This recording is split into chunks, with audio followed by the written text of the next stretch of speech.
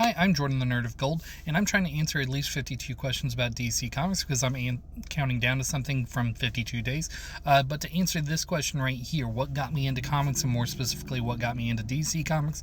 So, like any kid in the 90s, I was watching Batman, Spider-Man, X-Men, Superman. Those were all really great cartoons that got me interested in superheroes in general.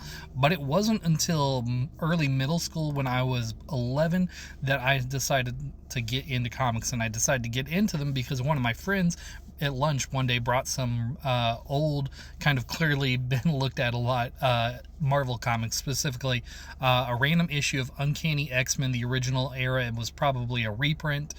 There was X-Men Children of the Atom, which I think it was relatively recent at that time period, and one random issue of Amazing Spider-Man.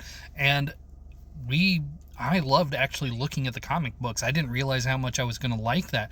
And then the big thing right after that that really cemented me wanting to learn more and read more comics wasn't just that I was regularly at libraries because of my parents' schedule. So I would stay after school at like public libraries and just do homework and stuff. And I would have access to all the graphic novels that were there. So I would just pick whatever interested me in that moment. But the big thing that like sold me on Overview, that made me really want to get into comics, were the DK Ultimate Guides books. There was the Ultimate Guide to Spider-Man, Batman, the Justice League. I read those forward and backward multiple times over throughout middle school. I loved those books. They helped me learn so much about the history of the characters and present them all in such a cool way. And man, yeah, it was a great learning experience from that, and really wanted me to like go read about this adventure and this story and that story. And yeah, it sent me so many different directions in middle school. I didn't really know which ones to start with and which ones not to.